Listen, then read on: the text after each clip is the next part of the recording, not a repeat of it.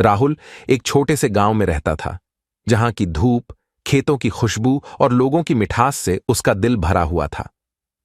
राहुल एक साधारण सा बच्चा था जो हमेशा सपनों में खोया रहता था। उसके मन में बड़े बड़े सपने थे, लेकिन उसके पास उन्हें पूरा करने के लिए कुछ नहीं था। एक दिन जब वह अपने खेतों में चला गया था, तो उसने एक चमकदार वस्तु को धरती पर जमीन के नीचे देखा। उसने उसे निकाला और देखा, वह एक पुरानी पुस्तक थी। उसने उस पुस्तक को खोला और पढ़ने लगा। पुस्तक में कई रोचक कहानियां और उनके साथ साथ अनजाने दुनिया के रहस्य थे। एक कहानी उसका ध्यान खींची, जिसमें एक युवा लड़का अपने सपनों की खोज में निकल पड़ता है। कहानी में यह बताया गया था कि सपनों की पूर्ति के लिए हमें खोज करना जरूरी होता है। राहुल ने इस कहानी से कुछ सीखा। उसने सोचा कि क्या उसके सपने सच हो सकते हैं? क्या उसकी मेहनत उसे उस दिशा में ले जा सकती है जो वह चाहता है? उस दिन से राहुल का जीवन बदल गया। वह अपने सपनों की खोज में निकल पड़ा।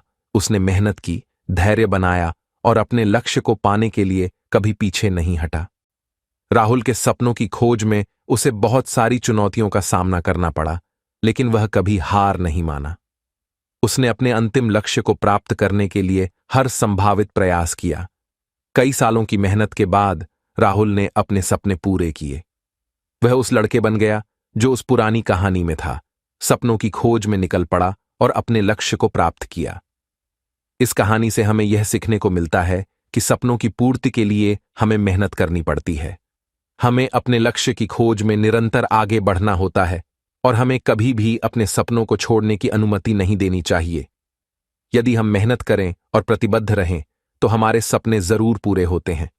इस प्रकार राहुल की कहानी हमें साबित करती है कि सपनों की खोज में हमें निरंतरता, धैर्य और संघर्ष की आवश्यकता होती है, लेकिन उसका परिणाम हमेशा सकारात्मक होता है। इस प्रकार राहुल की कहानी हमें साबित करती है कि सपनों की खोज में हमें निरंतरता, धैर्य और संघर्ष की आवश्यकता होती है, लेकिन उसका परिणाम हमेशा सकारात्मक होता है।